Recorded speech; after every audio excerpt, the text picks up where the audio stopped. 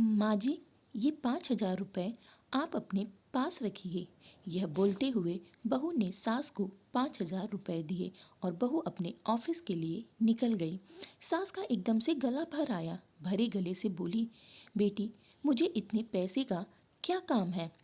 माँ जी, 1 महीना हुआ है हमें इस नए घर में आए। मैं रोज़ देखती हूँ आपको कितनी चीज़ों के लिए पैसे लगते हैं। आप सब्जी लेती हो, फल लेती हो, काम वाली भी कभी कभी आपसे पैसे मांगती है। आप रोज़ सामने वाले गार्डन में घूमने जाती हो।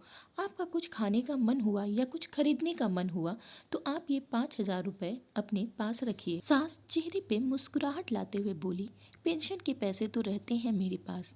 इस पर बहू बोली, माँ जी आप गार्डन में जाती हो, वहाँ आप फ्रेंड्स बनाइए, कभी मन हुआ तो पिक्चर देखने जाइए, पार्टी दो, पार्टी करो, अपनी ज़िंदगी खुलकर जियो। माँ जी, इन्होंने मुझे बताया है कि आपने बहुत मुश्किलें उठाई हैं इस घर को संभालने के लिए।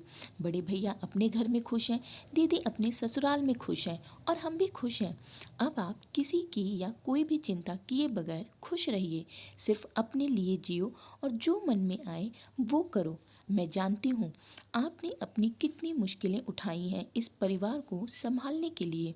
इस घर को बनाने में भी आपकी कई इच्छाओं का गला घोटा गया। बस जो हुआ सो हुआ।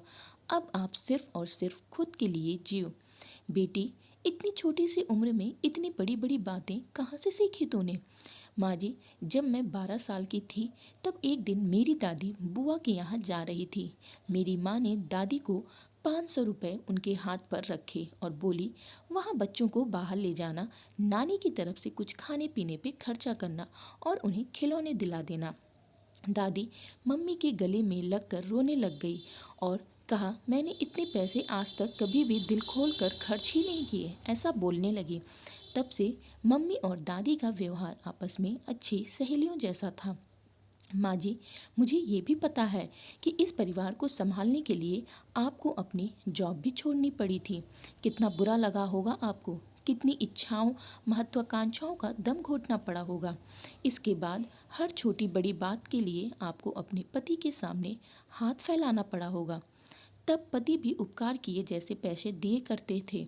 माँ जी, आज से आप अपनी पेंशन को खर्च ना करें। पेंशन के पैसे अपने पास ही रहने दीजिएगा। अगर मुझे कभी आवश्यकता लगी तो मैं आपसे ही मांगूंगी। बस बेटी, सब कुछ आज ही बोलोगी क्या? तुझे ऑफिस में देर हो रही है, जल्दी जा। मुझे बोलने दो माँ, यह भी मैं अपनी खुशी के लिए ही कर रही हूँ। मेरी माँ हमेशा कहती है कि 16-17 घंटे घर में काम करने वाली महिला को कोई समझता ही नहीं है, लेकिन तुम अपनी सास की मेहनत को ध्यान में रखना। प्यार बोओगी तो प्यार ही उगेगा। सास ने डबडबाई आंखें से बहू को गले लगाया और आंखों से ओझल न हो जाने तक दरवाजे पे खड़ी रही।